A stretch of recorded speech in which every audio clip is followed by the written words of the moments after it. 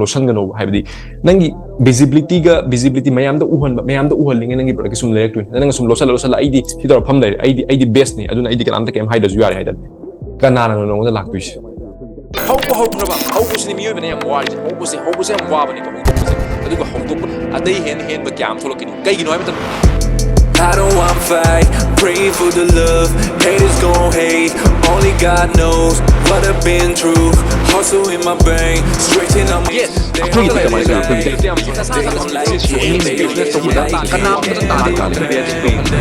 If you wanna be successful,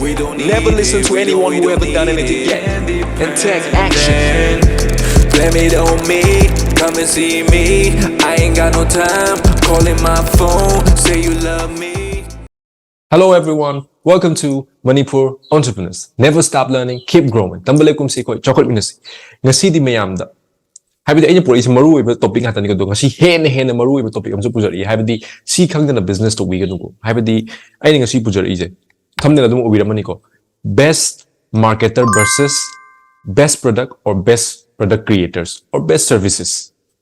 She get an easy kid was a kind of English mayam they am taken tamjaram have the si mayam the khangbiyu ko have the mayam gi business that apply to way ba formula the same as apply to you I have to say you know hamatam da best product se best product have the best product I the best product like the I get the best product ni isana khanjaba have the si kind of I get the best services ni I the mayam the uthok to UI the get the mayam da khangan the UI I get the I ne khanjab the best product ni the get the best services the get the I to we pun best ngata ni khali po che. This is your ego. See, sagi ego ne.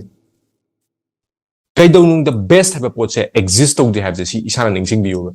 Nang kamay nang product nang kamay nang best na nang decide to dun. Your customer will decide. Nangi customer decide to dun have nangi product say mo gidam the best over oi the bribes. Na sana sa the kanjara ay product best ni aduna ikem dar kata de ay kem to say to the suya may ay mo da lakani have boto. Karam ta la aro idam nang lakani nangi local area da amani lakani but nang na tasing long term da nangi business ta tasing grow to gi high tardi nang adu tholak patay adugi mindset to adugi tholak patay kay gino ta ini ngasi high je best marketer versus best product or best product creator high je kay gino best marketer da ma je tasing na magi product se best or the bi my product se average or bi or my product se high badi tasing na som dagi su tasing na hantaramba quality su or bi but manas de se marketing hairabo ma tasing na marketer se tasing na marketing je fatana haira ma visibility the focus to ba visibility is quite important ne ko haida mayam da uhan ba si yam important mayam da uhalinga mayam na lai du ne ko hindi da haraga jo dikta hai wo bikta hai to au po se mayam na lai mayam se nangi product to nang best ne haiga nang thamjalo sum ai gi product se best ne sum thamjan gi station lotion ge sidi mayam heng best la kana pi ge kana nangi product khang du hauji ki average horiba hauji ki product haibadi marketing haiba nu pa do aduna dominate to chakrani kay gino siling sing bio competition di what loy som dagi hen ba som gi business na som gi production na matam sub the best we have the can be no som dagi hen ba kyam thola kini youth kyam thola kini thola ko matam da moina marketing je hai graba som na maming fana sem som gi production fana fadro som gi formula best formula lai junu dagi som da ai hi ba khang hi ba kyam lai junu but som na formula apply to be the tar ba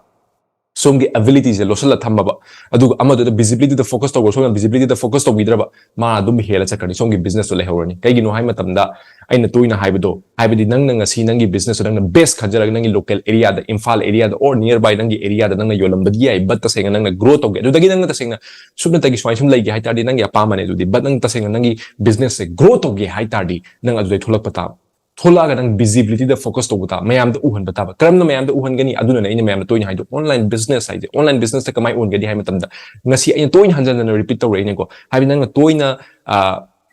nangi area da nang focus to poto nang hojik online da lak tardi entire manipur nang visibility ohen be yare north east jo visibility ohen be yare India da su globally nang na to wi poto loy mang visible do ohen be yare visible oi tardi trust build to tardi mina la ani aduna aina haidu se isana isagi best product ne khala ai di best product like book to the be ai gi best product ne si je aduna ai di kem to the be de have se si nangi ego ne this is your ego sigi ego je tholo aduna ne business kyama business hong du ko miyam yam dro business yam mane sum yeng biu adubu sida mai pa isi di yam moy amani khitak sidi isara jo khangbi ba aina jo khanga ma yam loi khanga ba ngata ne si kai gi no ham da ego gi problem ne ego problem se lai bi ade ba habidi see the world, see the business world, see the kind of competition. I need to have the business is war. Have this. This is the dominate of what marketing. Have me. Don't say man. Kakala sa kredi.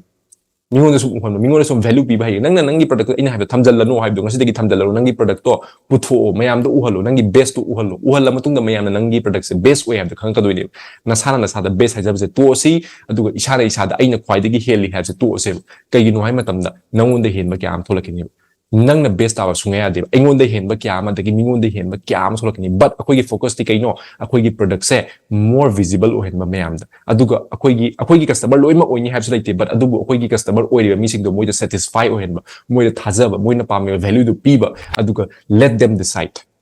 ꯁꯣꯝꯒꯤ ꯄ꯭ꯔꯗꯛꯁꯦ ꯕꯦꯁ ꯑꯣꯏꯕ꯭ꯔꯥ ꯑꯣꯏꯗꯕ꯭ꯔꯥ ꯍꯥꯏꯕꯗꯣ ꯃꯣꯏꯅ ꯈꯪꯍꯟꯕꯤꯌꯨ ꯑꯗꯨꯅ ꯁꯤꯒꯤ ꯏꯒꯣꯁꯦ ꯂꯧꯊꯣꯛꯄꯤꯔꯣ ꯁꯤ ꯏꯒꯣꯁꯦ ꯂꯧꯊꯣꯛꯑꯀꯥꯟꯗ ꯑꯩꯒꯤ ꯑꯣꯏꯅꯗꯤ ꯑꯩ ꯕꯦꯁ ꯃꯥꯔꯀꯦꯇꯔ ꯑꯣꯏꯕ ꯄꯥꯝꯃꯦ ꯑꯩ ꯕꯦꯁ ꯄ꯭ꯔꯗꯛ ꯍꯥꯏꯕꯗꯤ ꯕꯦꯁ ꯄ꯭ꯔꯗꯛꯁꯤꯗ ꯑꯩꯅ ꯇꯥꯏꯝ ꯀꯌꯥ ꯑꯃ ꯏꯟꯚꯦꯁ ꯇꯧꯔꯁꯦ ꯑꯩ ꯊꯥꯗꯔꯒ ꯀꯣꯛꯁꯤ ꯊꯥꯗꯔ ꯅꯝꯁꯤꯜꯂꯒ ꯑꯗꯒꯤꯗꯤ ꯂꯥꯁꯇ ꯃꯥꯔꯀꯦꯇꯤꯡ ꯇꯧꯗ ꯇꯥꯔꯗꯤ ꯄ꯭ꯔꯗꯛ ꯕꯦꯁ ꯄ꯭ꯔꯗꯛ ꯑꯣꯏꯁꯅꯨ ꯑꯗꯨꯝ ꯒꯥꯔꯕꯦꯖꯇ ꯆꯠꯈ꯭ꯔꯅꯤ ꯑꯗꯨꯝ ꯑꯗꯨ ꯄꯣꯠꯇꯨꯃꯗꯤ ꯑꯩ ꯁꯨꯛꯄꯥꯝ ꯄꯥꯝꯗꯦ ꯑꯩꯒꯤ ꯑꯣꯏꯅꯗꯤ ꯑꯩ ꯃꯥꯔꯀꯦꯇꯤꯡꯗ ꯐꯣꯀꯁ ꯇꯧꯕ ꯄꯥꯝꯃꯤ ꯑꯩꯒꯤ ꯄ꯭ꯔꯗꯛꯇꯨ ꯑꯦꯚꯔꯦꯖ ꯍꯣꯏ ꯌꯥꯝꯅ ꯐꯠꯇꯕ ꯄ꯭ꯔꯗꯛꯇꯤ ꯑꯣꯏꯕ ꯌꯥꯗꯦꯀꯣ ꯍꯥꯏꯗꯤ ꯃꯤꯅ ꯁꯤꯖꯤꯟꯅꯕ ꯌꯥꯔꯕ क्वालिटी ꯑꯣꯏꯕ ꯑꯦꯚꯔꯦꯖ ꯑꯣꯏꯔꯕ ꯍꯥꯏꯕꯗꯤ ꯅꯪꯒꯤ ꯇ꯭ꯔꯁ ꯂꯩꯔꯕ ꯑꯗꯨ ꯑꯣꯏꯇꯥꯔꯗꯤ ꯅꯪ ꯃꯥꯔꯀꯦꯇꯤꯡ ꯇꯧꯕꯔꯒ ꯆꯪꯉꯛꯄ ꯃꯇꯝꯗ ꯅꯪꯒꯤ ꯄ꯭ꯔꯗꯛꯁꯤꯅ ꯍꯦꯟꯅ ꯀꯅꯥꯒꯨꯝꯕꯒꯤ ꯕꯦꯁ ꯑꯣꯏꯔꯤ ꯄꯣꯠꯇꯣ ꯑꯗꯨꯗꯒꯤ ꯅꯪ ꯑꯗꯨꯝ ꯗꯣꯃꯤꯅꯦꯠ ꯇꯧꯔ ꯅꯪ ꯔꯦꯡꯛꯇ ꯍꯥꯏꯒꯠꯂ ꯆꯠꯄ ꯌꯥꯏ ꯑꯗꯨꯅ ꯕꯦꯁ ꯃꯥꯔꯀꯦꯇꯔ I want to be a best ꯃꯥꯔꯀꯦꯇꯔ ꯍꯥꯏꯕꯗꯤ ꯑꯩ ꯄ꯭ꯔꯗꯛꯁꯤꯗ ꯍꯣꯏ ꯄ꯭ꯔꯗꯛꯁꯤꯗ ꯑꯩ ꯍꯦꯚꯤꯂꯤ ꯏꯟꯚꯦꯁט ꯇꯧꯔꯒ ꯍꯦꯛꯇ ꯊꯥꯗꯔꯒ ꯑꯩ ꯕꯤꯖनेꯁꯇ ꯁꯛꯁꯦस ꯑꯣꯏꯅꯤ ꯍꯥꯏꯕꯗꯤ ꯂꯩꯇꯦꯕ ꯁꯣ ꯑꯗꯨꯅ ꯑꯩ ꯃꯌꯥꯝꯗ ꯍꯥꯏꯔꯝꯗꯣꯏꯁꯦ ꯄ꯭ꯂꯤꯖ ꯀꯣꯛꯇꯒꯤ ꯁꯤꯒꯤ ꯄꯣꯠꯁꯦ ꯂꯧꯊꯣꯛꯑꯣ ꯕꯦꯁ ꯍꯥꯏꯕ ꯄꯣꯠꯁꯦ ꯁꯤ ꯑꯦꯛꯖꯤꯁ ꯇꯧꯗꯕ ꯄꯣꯠꯅꯤ ꯏꯁꯥꯅ ꯏꯁꯥꯗ ꯀ꯭रिꯌꯦꯠ ꯇꯧꯕ ꯄꯣꯠꯅꯤ ꯀꯁꯇꯃꯔꯅ ꯗꯤꯁꯥꯏड ꯇꯧꯒꯗꯕꯅꯤ ꯕꯦꯁ ꯑꯣꯏꯕ꯭ꯔꯥ ꯑꯣꯏꯗꯕ꯭ꯔꯥ ꯍꯥꯏꯗꯤ ꯅꯪ ꯅꯁꯥꯅ ꯗꯤꯁꯥꯏड ꯇꯧꯕ ꯌꯥꯏ ꯑꯗꯨꯅ ꯁꯤꯒꯤ ꯏꯒꯣꯁꯦ ꯂꯧꯊꯣꯛꯄꯤꯔꯣ ꯁꯤꯒꯤ ꯏꯒꯣꯁꯦ ꯂꯧꯊꯣꯛꯄꯤꯔꯒ ꯃꯥꯔꯀꯦꯇꯤꯡꯗ ꯐꯣꯀꯁ ꯇꯧꯕꯤꯔꯣ ꯃꯥꯔꯀꯦꯇꯤꯡꯗ ꯐꯣꯀꯁ ꯇꯧꯔꯒ ꯚꯤꯖꯤꯕꯤꯂꯤꯇꯤꯗ ꯂꯥꯛꯄꯤꯔꯣ ꯑꯣꯟꯂꯥꯏꯟ ꯕꯤꯖनेꯁꯇ ꯀꯃꯥꯏꯅ ꯂꯥꯛꯀꯅꯤ ꯃꯌꯥꯝꯗ ꯀꯔꯝꯅ ꯀꯃꯥꯏꯅ ꯑꯩꯒꯤ ꯄꯣꯠꯁꯦ ꯍꯦꯟꯅ ꯑꯦꯛꯁꯄꯣꯖ ꯇꯧꯒꯅꯤ ꯃꯌꯥꯝꯗ ꯀꯔꯝꯅ ꯀꯃꯥꯏꯅ ꯍꯦꯟꯅ ꯈꯪꯍꯟꯒꯅꯤ ꯑꯩꯒꯤ ꯄ꯭ꯔꯗꯛꯁꯦ ꯑꯗꯨ ꯈꯪꯍꯟꯕ ꯉꯝꯃꯀꯥꯟꯗ ꯅꯪꯒꯤ ꯁꯛꯁꯦꯁ ꯅꯪꯒꯤ ꯄꯩꯁꯥꯁꯦ ꯅꯪꯉꯣꯟꯗ ꯃꯅꯤꯁꯦ ꯅꯪꯉꯣꯟꯗ ꯑꯗꯨꯝ ꯅꯪꯒꯤ ꯀꯁꯇꯃꯔ ꯃꯌꯥꯝ ꯑꯗꯨꯝ ꯆꯦꯜꯂ ꯂꯥꯛꯑꯅꯤ ꯁꯤ ꯑꯁꯦꯡꯕꯅꯦ ꯑꯩꯅ ꯍꯥꯏꯁꯦ ꯅꯪꯒꯤ ꯑꯦꯕꯤꯂꯤꯇꯤꯗꯣ ꯅꯪ ꯂꯣꯠꯁꯟꯒꯅꯣꯕ ꯍꯥꯏꯕꯗꯤ ꯅꯪꯒꯤ ꯚꯤꯖꯤꯕꯤꯂꯤꯇꯤ ꯃꯌꯥꯝꯗ ꯎꯍꯟꯕ ꯃꯌꯥꯝꯗ ꯎꯍꯜꯂꯤꯉꯩ ꯅꯪꯒꯤ ꯄ꯭ꯔꯗꯛꯇ ꯁꯨꯝ ꯂꯩꯔꯛꯇꯣꯏꯅꯤ ꯅꯪꯅ ꯁꯨꯝ ꯂꯣꯠꯁꯜꯂ ꯑꯩꯗꯤ ꯁꯤ ꯇꯧꯔ ꯐꯝ ꯂꯩꯔꯦ ꯑꯩꯗꯤ ꯕꯦꯁꯅꯤ ꯑꯗꯨꯅ ꯑꯩꯗꯤ ꯀꯅꯥꯝꯇ ꯀꯩꯝ ꯍꯥꯏꯗ꯭ꯔꯁꯨ ꯌꯥꯔꯦ ꯍꯥꯏꯇꯥꯔꯦ ꯀꯅꯥꯅꯣ ꯅꯉꯣꯟꯗ ꯂꯥꯛꯇꯣꯏꯁꯦ ꯀꯅꯥꯝꯇ ꯂꯥꯛꯑꯣꯏ ꯑꯗꯨꯅ ꯏꯁꯥꯅ ꯏꯁꯥꯗ ꯍꯪꯕꯤꯔꯣ ꯀꯅꯥꯅꯣ ꯅꯪꯅ ꯑꯣꯏꯅꯤꯡꯉꯤꯁꯦ you want to be a best marketer or you want to be a best product creator ꯏꯁꯥꯅ ꯈꯪꯕꯤꯔꯣ ꯑꯗꯨꯒ ꯁꯤ ꯑꯅꯤꯁꯦ ꯄꯥꯔꯕ ꯁꯤ ꯑꯅꯤꯁꯦ ꯄꯥꯔꯒꯗꯤ ꯍꯦꯟꯅ ꯅꯥꯜꯂꯦ ꯁꯤ ꯑꯅꯤꯁꯦ ꯕꯦꯁ ꯄ꯭ꯔꯗꯛ ꯀ꯭ꯔꯤꯌꯦꯇꯔꯁꯨ ꯑꯣꯏꯕ ꯑꯗꯒꯤꯗꯤ ꯕꯦꯁ ꯃꯥꯔꯀꯦꯇꯔꯁꯨ ꯑꯣꯏꯕ ꯑꯗꯨ ꯑꯣꯏꯇꯥꯔꯗꯤ ꯅꯣ ꯋꯟ ꯀꯦꯟ ꯁ꯭ꯇꯣꯞ ꯌꯨ ꯕꯠ ꯁ꯭ꯇꯤꯜ ꯅꯪꯒꯤ ꯑꯦꯚꯔꯦꯖ ꯑꯣꯏꯕ ꯇꯥꯔꯁꯨ become a best marketer but losalaka best product creator ꯑꯣꯏꯔꯒꯗꯤ ꯁꯤ ꯊꯝꯃꯨꯔꯅꯣ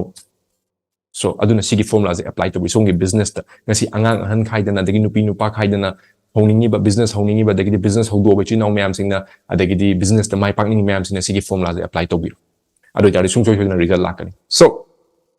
thank you very much thank you for watching this video till the end I hope you get the best value out of it adu ko social media link Facebook Instagram Telegram link description da hapchagabani and please join our Manipur Entrepreneurs WhatsApp community masida karamna kamaina join tawdagi haitari aigi personal number screen da dum yawjawni sida simply add me name text obiro aduga add tawjarake aduga soidana description da so hapchagabani aduga ichinaw mayam rakta